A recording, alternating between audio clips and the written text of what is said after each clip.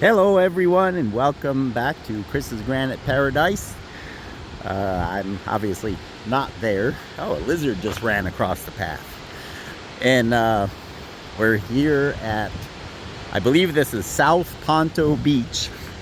I took an Uber over here, and when I punched in South Ponto Beach, it was going to be somewhere else. But the beach is long, so this might just be a different access. This is where Grant and I came the other day, but we only had a few minutes to look around. Now I'm here by myself, and I brought a spray bottle, and I have a lot more time. Grant is such an amazing friend. He's brought me to so many cool places. Both myself and we as a channel are greatly indebted to my dear friend for all these awesome California beaches we've been able to visit. But look at this berm. So I mentioned briefly in the previous video that I had AI do some research for me, and I guess this is one of the biggest and most persistent rock berms along the California coast. So I did not know that. I'm kind of impressed by the opportunity to be here. One source I looked at mentioned that back in the 60s they dredged one of the harbors around here and piled rocks up on some of the beaches. Wasn't very specific. So I'm going to go with what the AI came up with, and that similar to the black sand we looked at in the previous video, when right now you'd never imagine, but when the storms come in here, they must just be massive. And so the wave comes in, stops for a second, and anything heavy drops out. And so if the conditions are right, these rocks pile up. Hello, my name is Chris, and I'm a rockaholic. This is so cool. Almost nobody's here. Got one soul joining me here. I just wanted to show you guys a random area of what kind of rocks we have. So you can see right away, lots of darker basalts, and then some lighter colored, mostly rhyolites, I would say. And this is in contrast to the research that I did on this berm. The research indicated that it's mostly granites and metamorphic rocks with very few volcanics. And I beg to disagree. Let me know what you guys think. Get some water on the subject here. Yeah, I'm seeing almost exclusively, I mean, that could be granitic, but it has no reflection, so I'm pretty sure that's a rhyolite, a porphyritic andesite, most likely. It's a nice green. So you get the idea. It's mostly volcanic, rocks of volcanic origin. And again, it depends on the particular storms, which conglomerates they cut into. Because though not here, but the places that have cliffs, they're almost always conglomerates. So there are different conglomerates eroding different materials. Here's a nice porphyritic rhyolite. Anyway, let's look around, see what kind of cool stuff we can find. I didn't get to dig deeper into the research until returning to my desk after this trip, and I was pleased to see that my observations of the rhyolite abundance are in fact supported by some major research which may be more beach specific to this location than we saw in the last video. The fascinating history of these rocks and how they may have arrived here is also outlined here for you if you wish to dig into it further. You really get a scale of how big this berm is when I walked down. I decided I just took a few photos of random rocks up here, but this area probably doesn't get disturbed much, and I'm imagining it might be a little more picked over in terms of rocks, although I think you're not supposed to collect here. I don't intend on picking anything up, but if there were something cool, somebody could definitely have picked it up. So I'm gonna go down there where I know the waves have been churning and moving things around. But check out how big this is.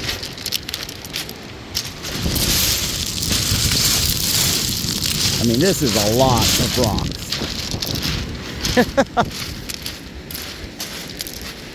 I'd say it's a good, yeah, I'm still going down, 15, 20 feet deep. What a beautiful natural occurrence. Like I said, I found one source that said these may have been dumped here. But can you imagine, I mean, this goes on for several miles. Can you imagine the megalithic task and what that would cost to dump this much rock? So I doubt anybody's going to endeavor that. I prefer to believe the wave option. Right now, I don't know if it's low tide or high, but obviously when the storms rage, it washes these houses away sometimes. So fascinating. By the way, we talked about black sand at Torrey Pines Beach. Look at it here. Here we're able to see it undisturbed because there's nobody here. And here's a good example of the separation that takes place. I really don't see any pink, but I definitely see plenty of magnetite. What a spectacular beach. I saw this thing from far away and I thought it was a whalebone or something, but I believe it's a palm frond. It's very light, so it's most likely a very eroded palm frond. Here are a few interesting little rocks for you guys. First we have this one that, it's interesting that it's layered this way. Most likely a basalt / rhyolite. But look at the orientation of these little green cavities. They're perpendicular. So very interesting. These have always been a favorite of mine, and I've already seen several here. But they're a porphyry with two different kinds of phenocrysts. Clasts are rocks in a conglomerate. Now I need to get back to phenocryst terminology because we're looking at rocks. Anyway, you can see it's probably two different kinds of feldspar would be my guess. And here's one where the phenocrysts, they're either phenocrysts that have eaten away or they are vesicles that are partially filled with, I believe they're called zeolites. Let's see what these look like wet.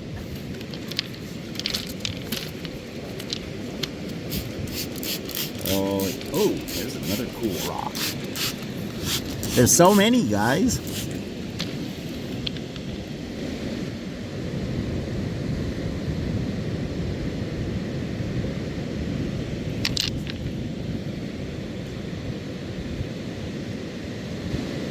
Nice.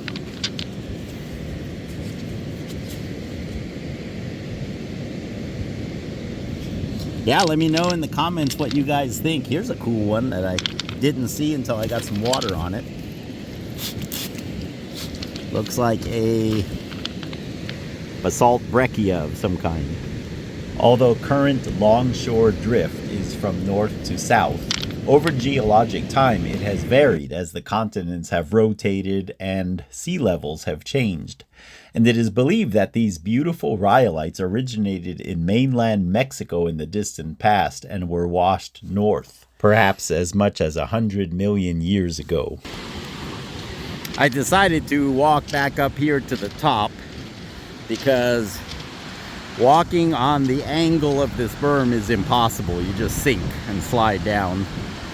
And down at the bottom, the rocks are kind of small because this is the calm season now, and what my research suggests is that during the spring and summer, the ocean will fill this all in with sand again, and most of this rock will be covered. I have a hard time believing that because there's just this berm anyway is pretty high. Maybe the sand fills in and covers that lower area. But anyway, I'm back up here at the top.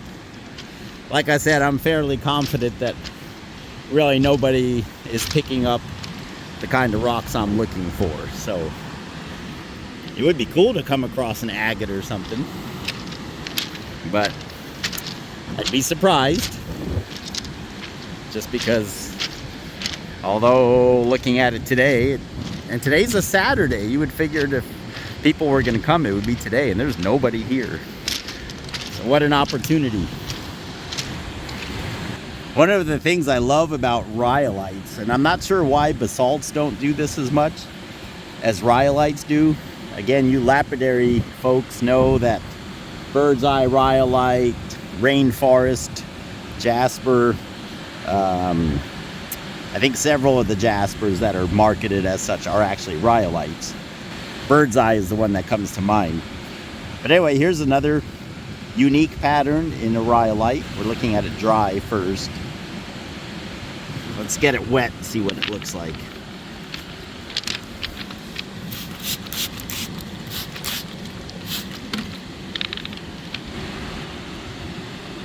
Yeah, that is really nice.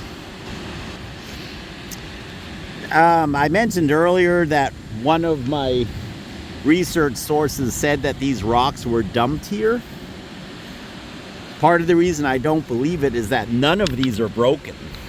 And if they were pushed around by machinery or front end loaders, I've done some urban rock hunts before and they're shattered. You know, there are a lot with broken edges, and these do not show any signs of that. And another thing I noticed, if you look over there, you see there's a secondary berm, obviously set further back and more covered with sand. In fact, I think there's a third berm even behind it. Maybe later I'll walk over and check those out. But so depending on the storms and how violent they get, all this stuff gets moved around. There seems to be no end to the combination of colors and patterns that can exist in a rhyolite.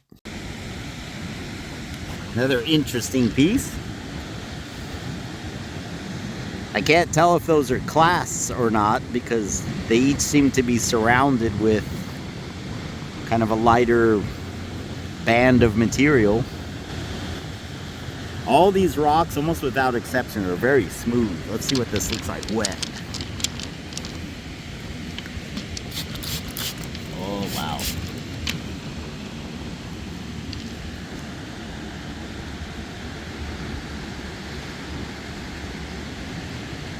Some kind of a unique form there.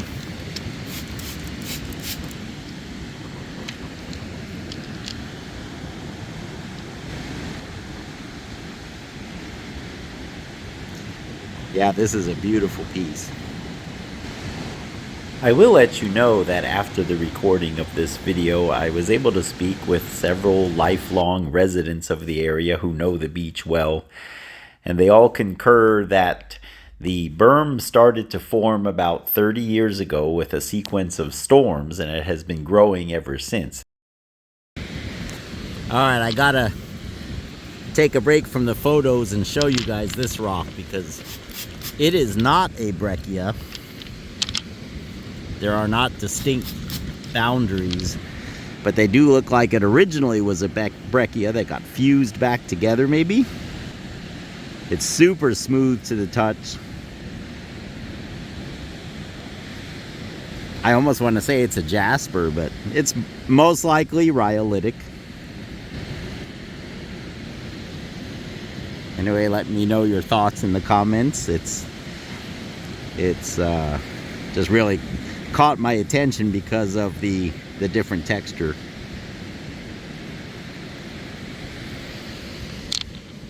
And then this one This is the first rock that appears to be granitic. It's got a little rougher texture. I could see it's crystalline. And this almost looks like it could have come out of the Yellowstone River or even the Poudre River in Fort Collins. So it's good to see that they are here. Awesome. Here's my second granitic find of the day. This looks like a classic granite. It's got all the feldspar sparkles, for lack of a better term. And then here's another one of my, we'll call them two-tone porphyries. It's got the white crystals and then the yellow in a rhyolite. Let's see what that one looks like wet.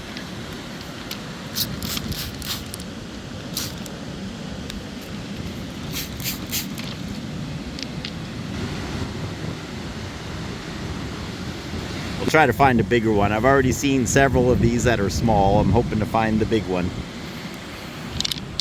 Let's keep going. There's no end. Even if you had 1,000 years of life, you could never dig through all these rocks. I think in this whole pile, the only one that is not a rhyolite is this one in the middle with the veins. The forecast today is calling for some light showers this afternoon. That might be what we're seeing over there. If we were to get a gentle drizzle, that would be like my dream come true. I've always told you guys that to look at rocks in the rain is just spectacular, as long as I don't get soaked. But anyway, I want to show you guys a few interesting finds here. This appears to be probably similar to aventurine. It's just not green. But the similar quartz, metamorphosed quartz sandstone becomes kind of a quartzite. And I'm just pointing this out. It's not very fascinating, but this is the metamorphic and granitic rocks are few and far between. And so when I find them, I'm showing to you. Here's another chunk of ugly granite. But check this out. Whether that's a sandstone or a rhyolite, I'm not sure, but it's got that cool water staining in it, sort of like picture jasper or the sandstone version. Look at these wet. Such a pretty mix. Oh, look at that one. Oh yeah. So this is red on one side.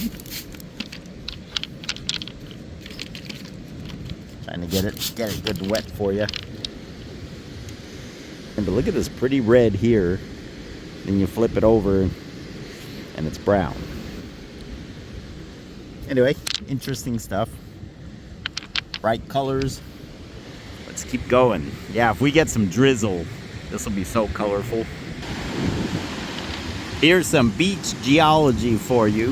You can clearly see, of course, where the sand is. Then you see that lower berm, which is probably formed more recently. It looks like kind of darker rocks too. And then the berm that I'm standing on. And then immediately to my left right here is another even higher berm.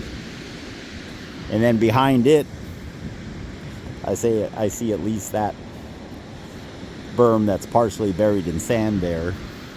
And where that person is walking, I think behind them are yet more berms. Very interesting how much rock there is that the waves can move around. Here in a little while, I'll go check those out and see if the rock varieties seem any different. Because again, it depends which ancient gravel deposits the storms tap into and which direction they come from.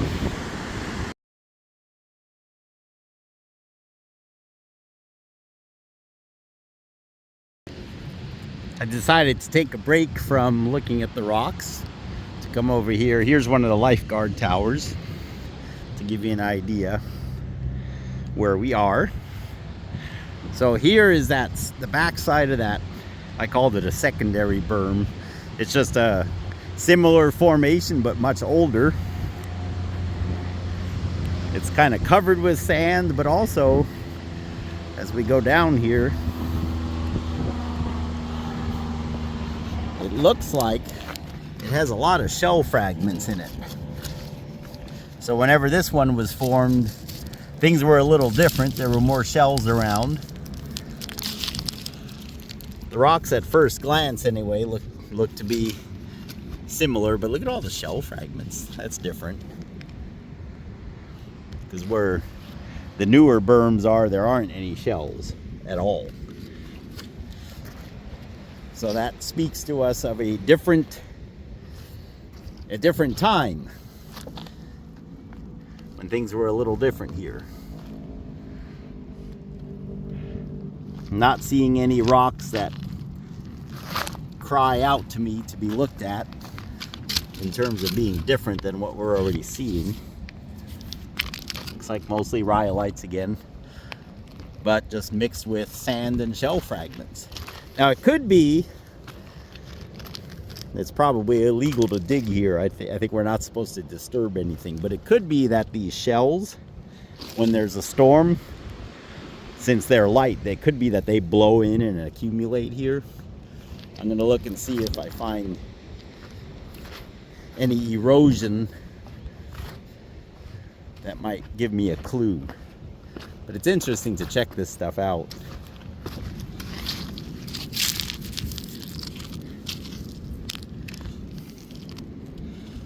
That is a possibility. It could be that the shells are only on the surface because they're lighter and the wind can carry them. Because again, remember, ooh, there's a big rock. That's a big chunk of granite. In fact, it's not even rounded, so it might be, I mean, I guess it is kind of. It might be a piece of more local material rather than from the conglomerates. Ah, here's where it's coming from. Yeah, you know these were dumped here because you're not going to find, there's just these two.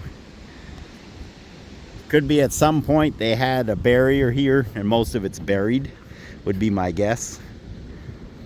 Back in the day, they probably had a barrier to stop the waves or something.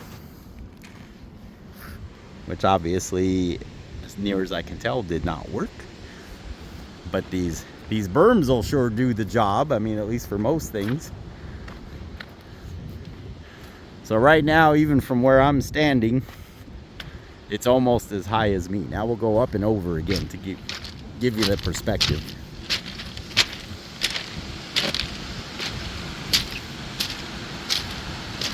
Still going up. All day to be here today. We'll see if the rain lets me. Boy, that's beautiful.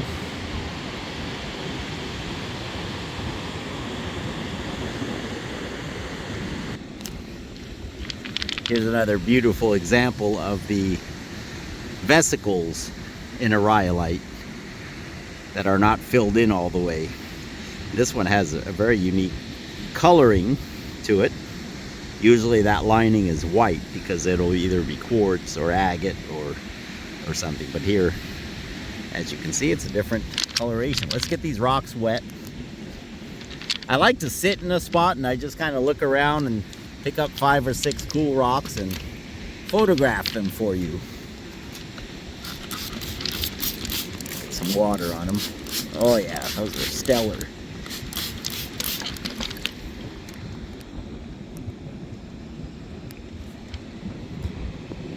Nice. I was talking earlier with a friend of mine about this beach and the berm and how could it have gotten so high. And he made the point, which I kind of describe in other parts of the video, where when a wave comes in and it stops and it drops its load before it rushes back out.